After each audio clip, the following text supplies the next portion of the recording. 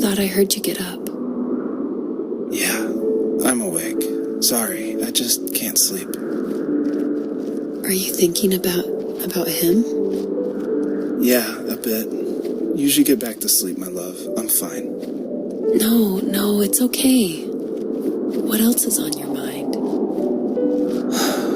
I don't know. It seems weird, but I had one of the most vivid dreams of my life. I saw a fox on a snowy mountain, just looking confused and worried. Those eyes. I can't get those eyes out of my head. She was running in the windy snow, looking for something. Do you think it has to do with you and what's been going on? I don't know. It was just a dream, Rachel. They're not meant to make sense. A lot's happened the past couple days, that's all. Well, if you're not going to sleep anyway, you should tell me. I want to hear. All right.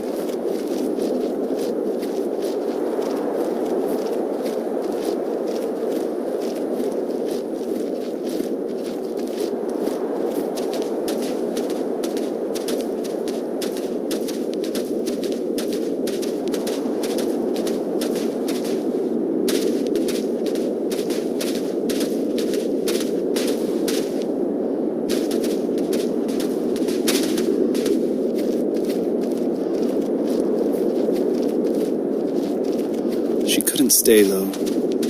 She had to find her other 2 children. So she took that path. She followed it towards something ancient. Something with answers.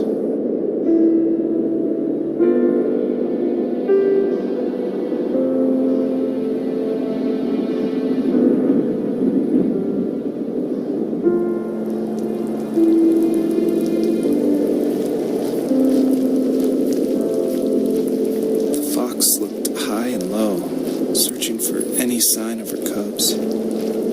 Points of light showed the way to this ancient tree. It was as if each one had a story to tell, all their own. The land was trying to tell my story, too. I felt like I was right behind her the whole time.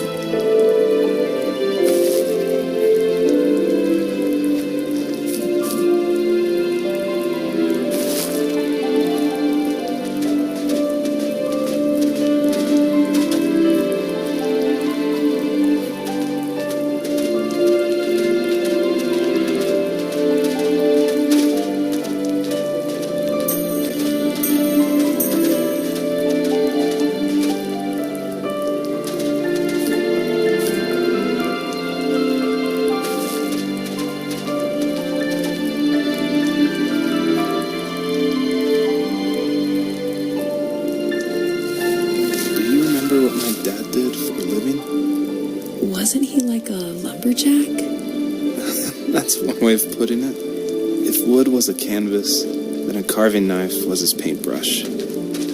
Even after working a 50-hour week, even after his hands were more splinters than skin, he would bring home the nicest piece of Alaskan weeping cedar and make me toys. That wooden train was the first toy I can remember, and I loved it. I just knew from a young age I was going to be a lumberjack, like my father.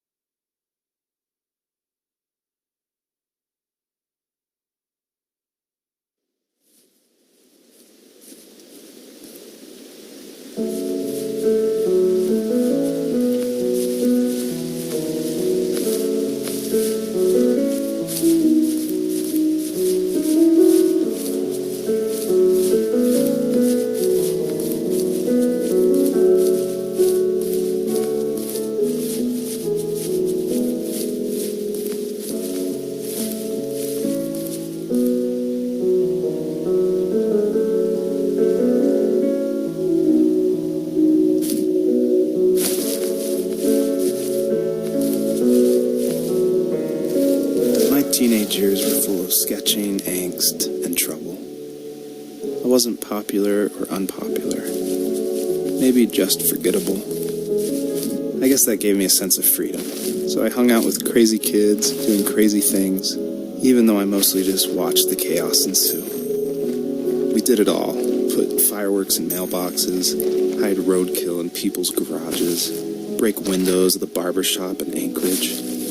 My dad was furious, but he was so busy working he couldn't do much to stop me from going out. I think being an adult means there's no one to stop you making hard decisions. He had to make a living, and he couldn't be in two places at once. Yeah, I realize that now. But at the time, I was sure he was more interested in growing his business than what was going on with me.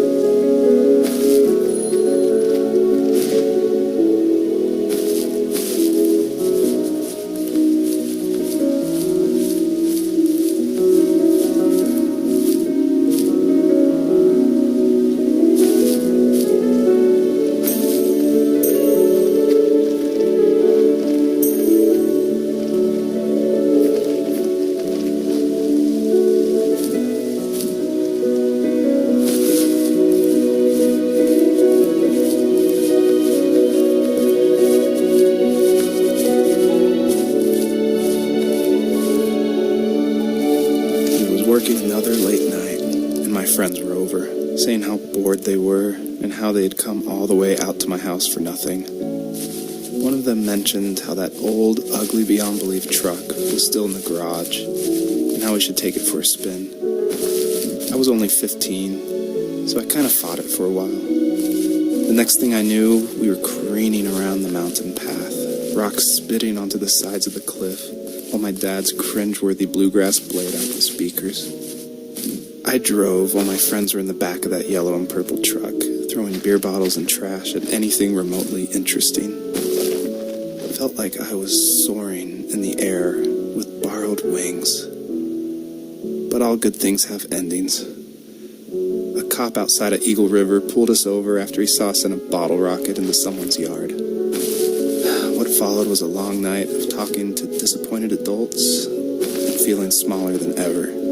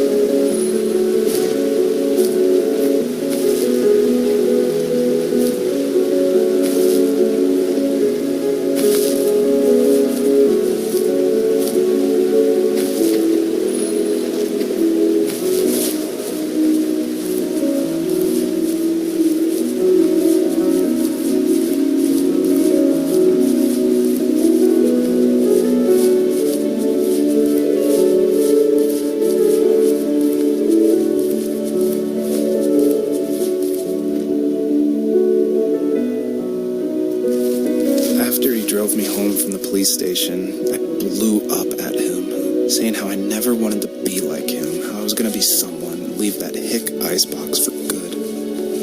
He just looked forward at the road with tired eyes. I took out that bluegrass tape from the cassette deck and chucked it out the window. In my sage teenage wisdom, I thought I proved the ultimate point, but my dad had a different idea. He slammed the brakes, slowly bowed his head while gripping the steering wheel, and finally looked at me. All he said, like it was a polite request, was, "Make this right." I sat there in silence, fuming, but I eventually got out and combed every square inch of the woods, muttering profanity after profanity. I found it 30 minutes later, near a small waterfall off the road.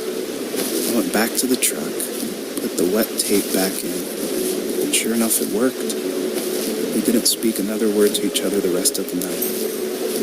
Wow, I knew you were a crazy teenager, but It's hard to believe, isn't it? It surprises me too.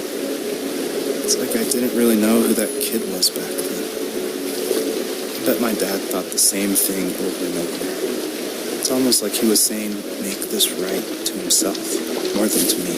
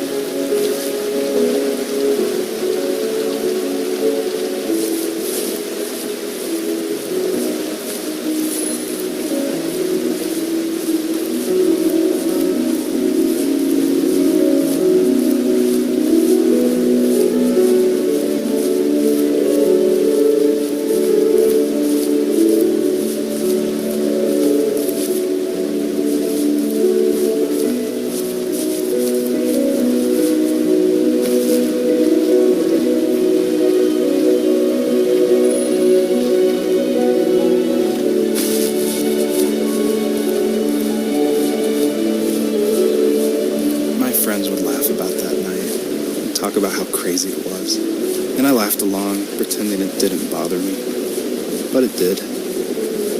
I imagined my friends growing old in the bush, unable to find that thrill in those godforsaken ice fields. It's like those mountains were a literal wall, keeping me from leaving, where all I would have to look forward to are lumber yards and evening beers. I had to climb over. That was my only goal for a long time.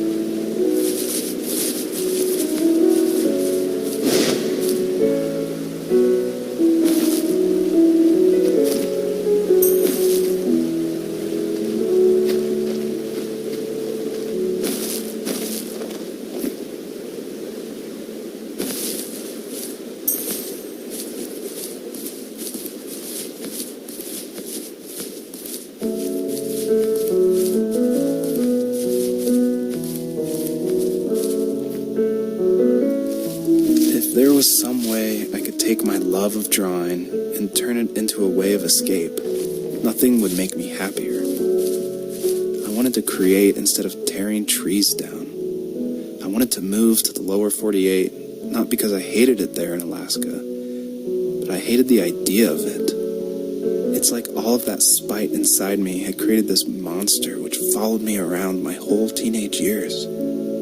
I put so much energy into doing what others didn't expect of me.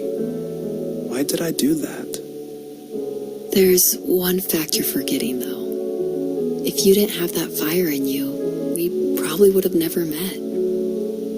You're absolutely right. Maybe the destination is all that matters in the end.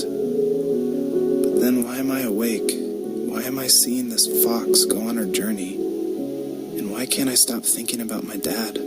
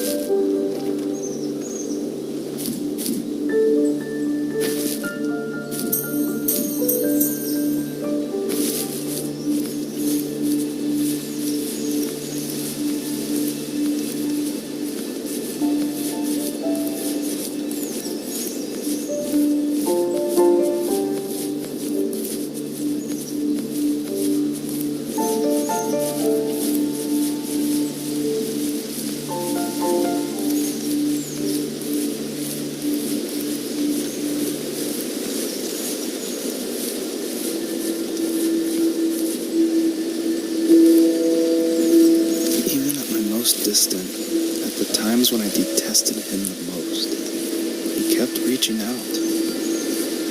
For a year straight, he asked me every week when we were going camping. I thought he was just dense. Eventually, to shut him up, I agreed. We carried out the worn lawn chairs from the garage and set up a cinder block campfire at the site we'd always used behind the house. We walked down the mountain path, talking in the warm sunshine we only got a couple months of the year. Those 3 obsidian rocks shimmered alongside the shore, almost like sparklers pressed against a dark window. I'll never forget that wet stone on my feet, or how those massive mountains looked even bigger in the lake's reflection. I felt small, but grateful. As the sun set, my dad found something I hadn't seen for a long time. The tree where I'd made my first carving when I was 6. I hadn't even carved it. My dad had helped me, but I still called it my tree. Something about seeing my name there made me open up, and we talked about everything that night in that old camouflage tent. I told him how much I loved sketching and design, and how it would be a dream to study architecture in Seattle. I told him how I didn't get along with my friends much anymore, but that I didn't mind being alone. He told me he was there for me, and he joked that if all he had to do was write my name on a tree to finally get me to talk, he would have left me carved logs with novels on them in front of my room every morning. I don't know why it took me that long to realize it, but it was then I knew how much he had sacrificed for me.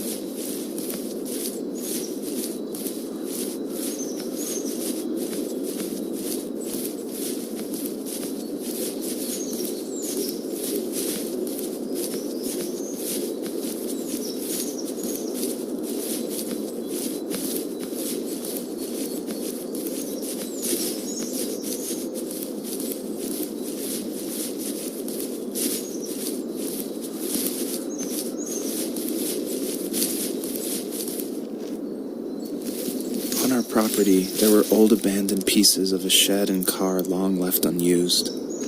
I used to ask him all the time who those people were that left all this junk, and I'm sure he got so tired of hearing it that he made up some elaborate stories how a brown bear ate them and haunted the woods afterwards.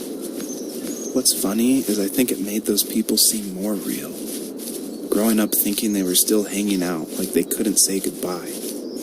I used to tell my friends how I could swear I saw spirits move near the water, and that always freaked them out. I guess it didn't bother me, because the way I saw it, they were normal people with old cars and sheds, just trying to figure out how to survive and be happy in the middle of nowhere. It was a cool thought that they didn't want to leave, but I was a weird kid. Well, you had good company since those ghosts like living in a place where they were brutally devoured.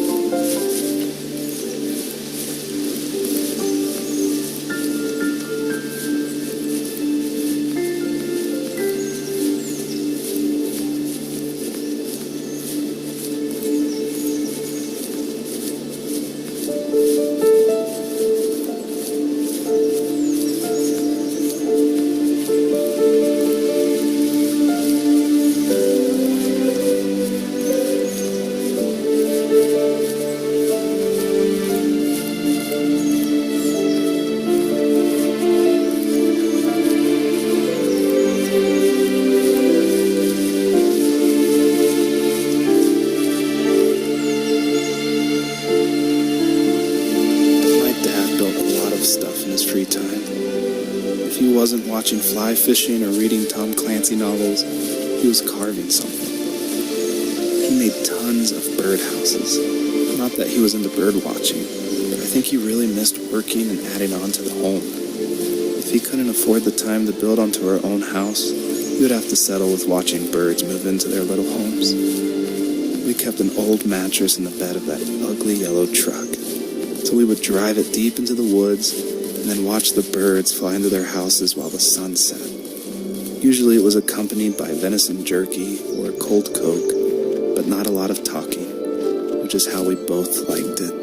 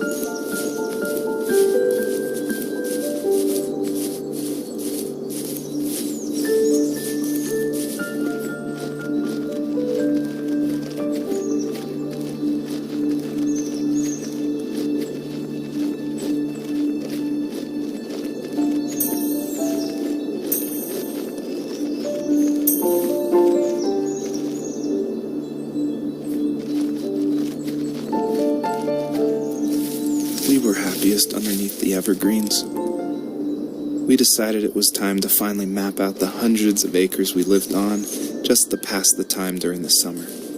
He was only free in the evenings, so I would spend the day wasting time on dial-up internet and sketching, and then we would rush into the woods, pen and map in hand, before evening fell. Sometimes the aurora borealis would cast a cold green glow on the mountainside. We would finish our route underneath a twilight sky. Sometimes I was lonely during those summer days, but there was comfort in the routine. A lot of teenagers aren't looking for the daily grind, though. There's nothing wrong with wanting to get out, to leave your childhood home. You wanted to progress, to make something of yourself. Yeah, you're right. That house. I'm sure it's the same as how I left it. Then why does it feel so different? I doubt you're the only adult to have looked back and asked that question.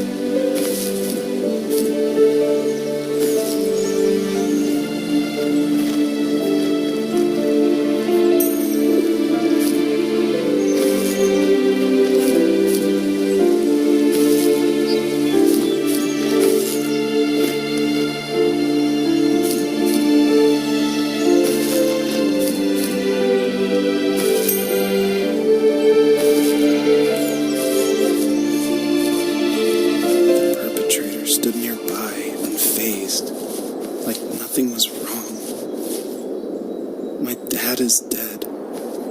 And he's never coming back, Rachel. I can tell you these stories, but I can never reminisce with him again. He can never hold a grandchild that we'll probably never be able to have. I can never talk to him again, and I'll never be able to say I'm sorry for everything.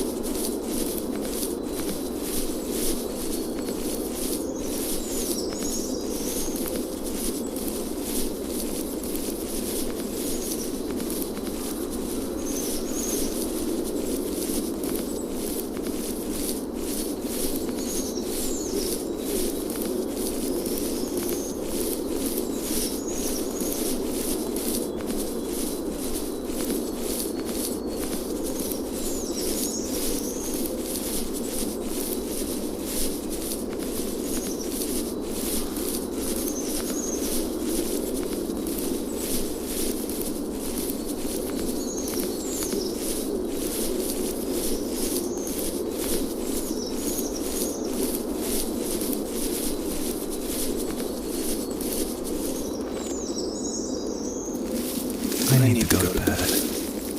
I just can't talk about this anymore. Good night.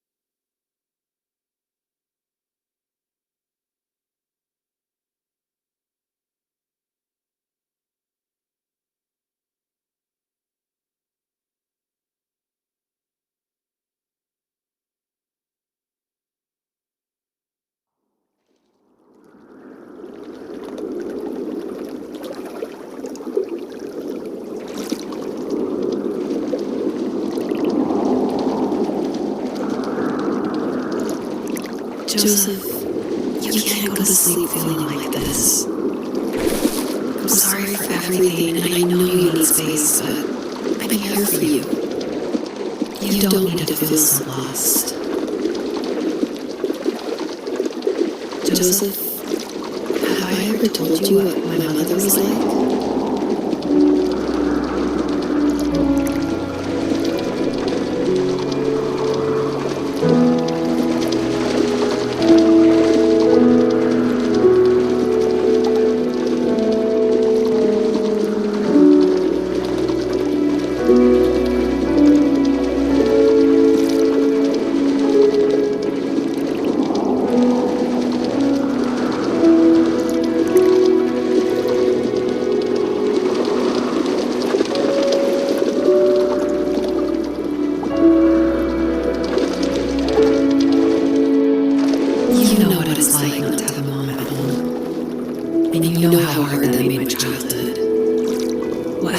Was watching the birds in the morning before the school bus came. I thought that my mother was one of those birds, and it made me want to be free like her. My mom taught me how to fold origami cranes while she was in the hospital, so I told myself I would fold one every day until I could fly myself. I think we both have always loved animals, and for me that love started with a dog. Sometimes this Rottweiler would come up to our property line and wait at the fence for me, but only once in a while. I was sure to check every day and immediately after school, and it usually ended in disappointment. I would even steal money from my passed-out dad just so I could buy these off-brand dog biscuits. Even when she did stop by, she never went beyond the fence. Why was she so scared? I think my dad was the opposite of your dad in almost every way, except he was in the military as well. He coped with alcohol of every kind. The trailer started falling apart, he got angry, and I withdrew. More and more I became the weird, quiet kid who made lots of origami birds and carried dog biscuits around. I think we were pretty similar when it came to being the weird kids. And that same sincerity in college was one of the reasons I was so drawn to you. Life got worse and worse, and at one point, I really didn't think I could survive another day with this system intact. I hadn't known friends, let alone neighbors, since we lived in the middle of nowhere. I should have talked to my teacher, but I was scared what he would do if he found out. As I waited for the school bus one morning, I walked around until I found something in an abandoned shed. Something I can't put into words. I summoned courage I didn't know I had, and I broke into my dad's room and I found the key to the shed where he had locked my bike. I'll never forget that feeling. The wind rushing by my ears as the sun rose over fields of wheat. I was flying for the first time. I biked as far as my legs could take me until I found a house that felt friendly, and that felt like home. Those strangers helped me in so many ways, and if it wasn't for them, I wouldn't have found my foster family, and if it wasn't for my parents, I wouldn't have met you. You have strength, Joseph, and you're not as alone as you think. It's all just so pointless, just waiting for life to happen. It's like having the home I always wanted is cursed out of my reach. The thought of being a parent myself, how could I do that when I couldn't even be a good son? I'm sorry, I know what you're saying. I just don't know how things will work out. These quiet hours will turn to years. We'll wonder which roads passed us by. Then we'll forge a new road together. Besides, I discovered for myself that one fateful morning where any hopeful road leads to. There may be thorns in this, but it always leads to the same thing. What's that? Family. I'm so glad that you're part of my family, Rachel. And I'm glad you're part of mine.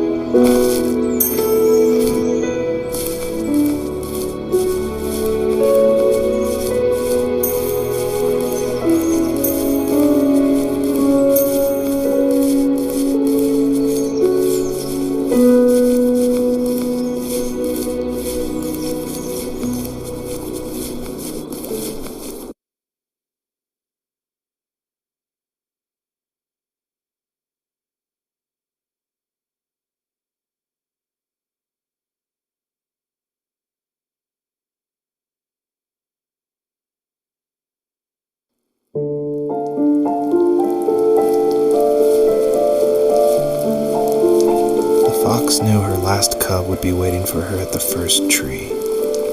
She was almost there. The rain cascaded onto the jade valley where the entrance to the tree was. Life was protected there, because that's where life began. It was now only a mother and a daughter left.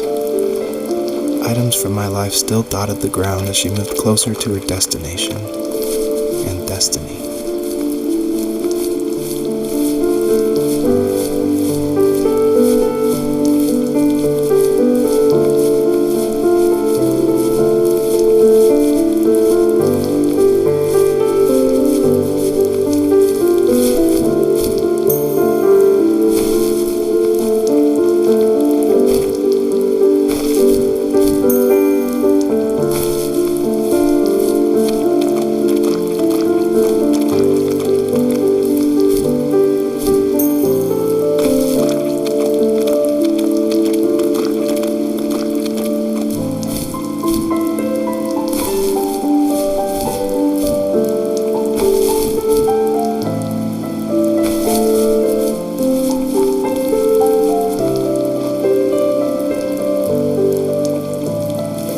At the end of high school, I felt something I hadn't felt in a long time. Drive. I looked into the best architecture schools on the West Coast, then got a dose of reality when looking at other students' portfolios and the high cost of tuition. I still wanted to be something, to be the next Alvaro Siza, and to make those thousands of sketches worth something in my grand history. But now even an internship sounds impossible. Siza helped me understand how essential emotion is in architecture, and he also said light is the real composer of space. I like to think these glints of light, like not finding a job or even a strange dream about a fox, are something I should be thankful for, even if the illuminated space is something I'm less than comfortable with.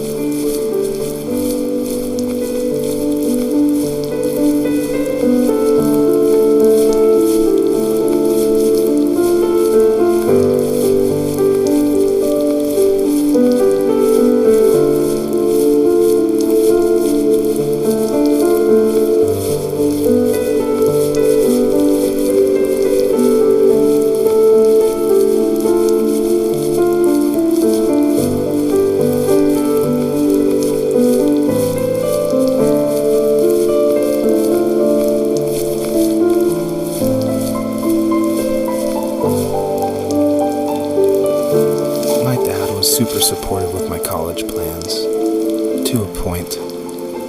Things were okay until this terrible accident happened. I guess a forklift flipped over due to a bad axle, and it crushed one of the workers there. My dad didn't eat for days, even though he wasn't directly involved. It devastated him. Not only did it hurt the business, but it just freaked him out. He would talk in his sleep, muttering things about firing people and saying sorry.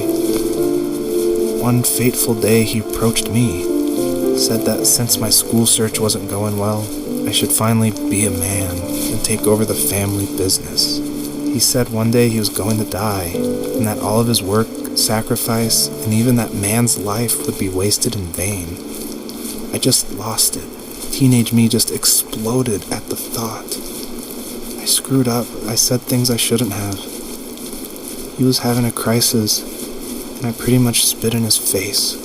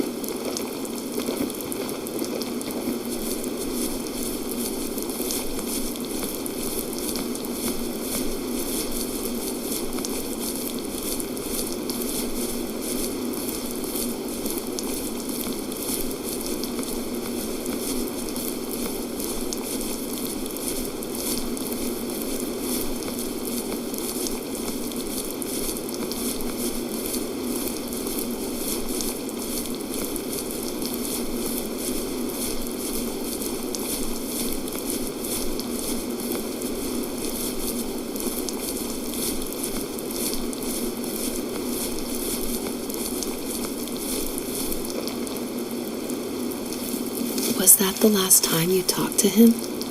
No, I called on holidays, and he would call on my birthday. I guess we acted like nothing ever happened, which was stupid. Didn't want to ask about his lumberyard, and I'm sure he didn't want to ask about my job search. I never went back and visited. I think the last conversation we had was about what movies we had seen and what exactly a best boy is in the credits. I thought he would be here so much longer.